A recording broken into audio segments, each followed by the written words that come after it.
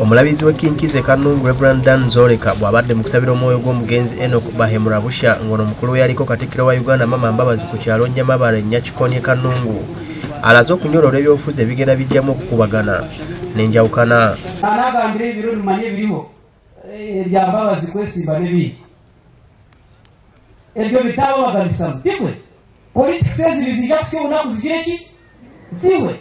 And I want to ask the people of Kanungu, please remain united. Zoreka agambye nti gavumenti yandibadde ekolera emirembe kubanga kati abantu abasinga emitima gibewanise ate nga buli munnayuganda alina eddembe okwesalirawo ku kyayagala. Ningira ngu tuyikirize freedom etalimu kulabanisa abandi konka tuleka abantu bagire obugabi bwabo.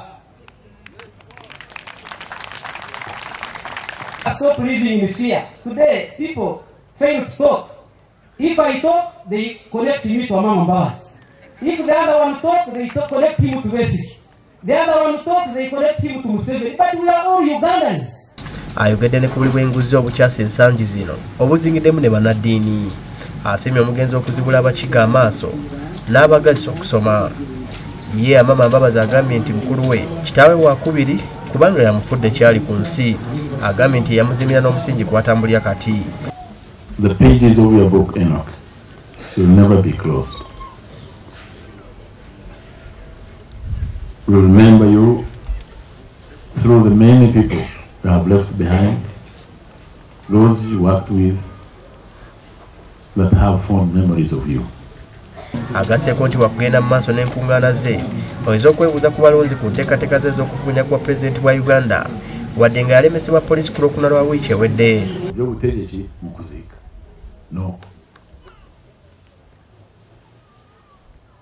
Habuganyina obwire bwona obw'okugamba eby'obutegeki namwino mundinde ndaza kutambula murampulira ndabigamba kweyiraunda asiga.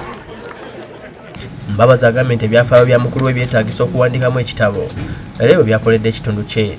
Ate ye Katikkiro wa Uganda Dr. Ruhakana Rugunda yakiikidde President Museveni atendereza omugenzi olw'ebirungi byakoledde ensi ye. Ono asabye bamuleka okulabira ku kitabo olw'ebyo byakoze babitwale mu maaso.